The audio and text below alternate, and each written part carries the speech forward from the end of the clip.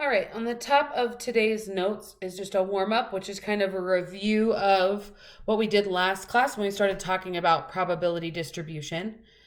So, if we have a probability distribution that looks like this, couple things that we talked about last class, we can make a probability histogram. So remember, it's kind of like the histograms we made in Unit 2.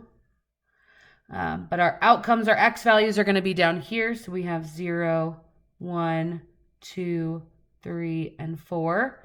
And then our probabilities are going to be along the side. So I'm just going to count by, remember when you make a histogram, you have to consistently count by the same amount for each tick mark that you have going up. So this is my probabilities. So for my outcome of 0, I have a 0.02. So it'd be a little bar right there. Then for 1, I have 0.17, so that would look like this. 2 is 0.34. 3 is 0.44. And then 4 is 0.03, something like that. So this would be my probability histogram. Pretty easy, x values here, probabilities here, and then we're just making bar graphs along the way. So then if we're looking for any unusual results, remember that's if your probability is less than or equal to 0.05. So in this case, along ours, we have two probabilities that are less than 0.05. So x equals 0 and x equals 4 are unusual because their probabilities are below 0.05. And that's all we have to write. What are the outcomes that are considered unusual?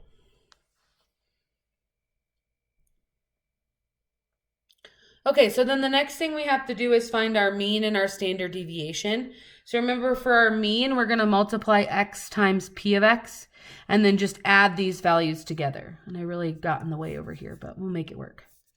So I'm going to multiply x times p of x for all of these and then add them up. So 0 times 0.02 would just give me 0. 1 times 0.17 would be 0.17. 2 times 0.34 would give me 0.68. 3 times 0.44 would give me 1.32. And then 4 times 0.03 would give me 0.12. So we just multiplied all of these together, and then we add up these values to find our mean. We are not going to divide, we simply just add them together.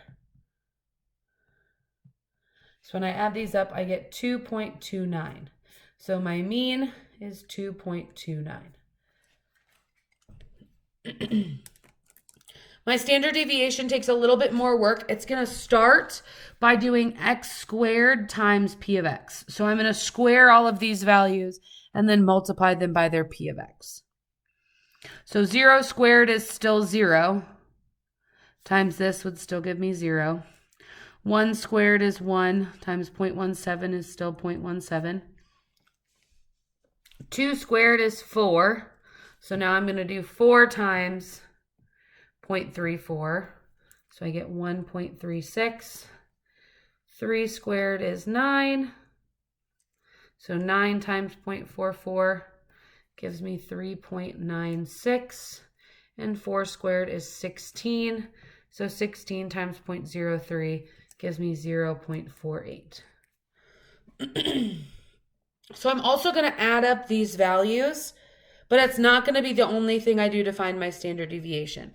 So I'm going to add up all these values, 3.96 plus 1.36 plus 0.17, and I get 5.97 here.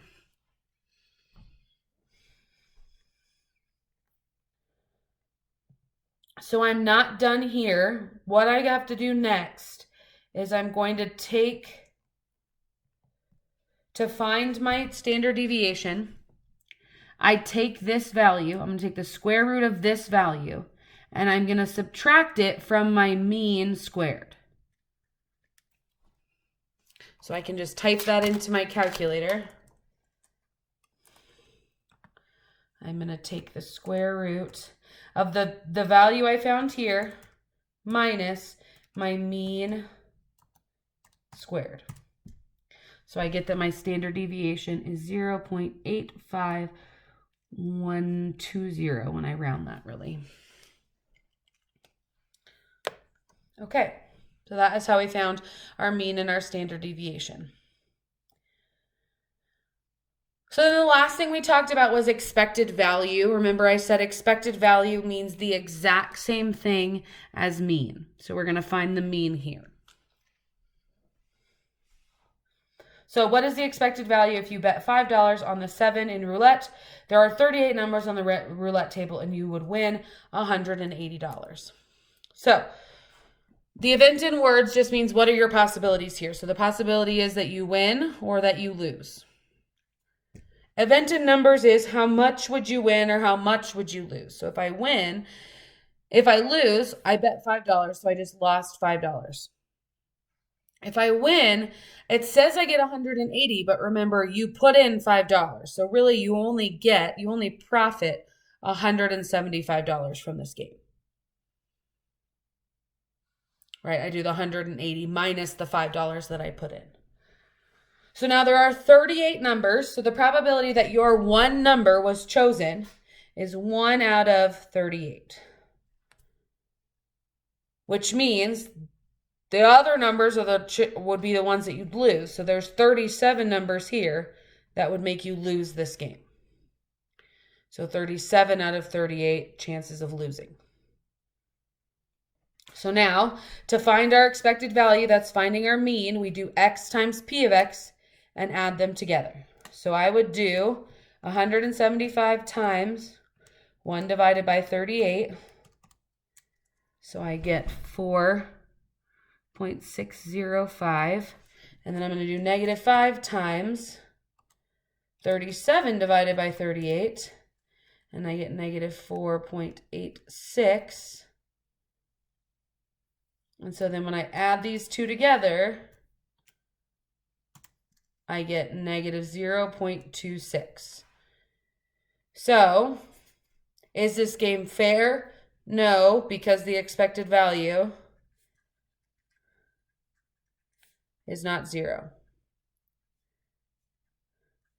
To be fair, we get an expected value of 0. So a negative expected value means we're going to win more than we would lose. Okay, so that's kind of just a review of what we did last class. And then if you watch the next video, we will start our notes for day 2.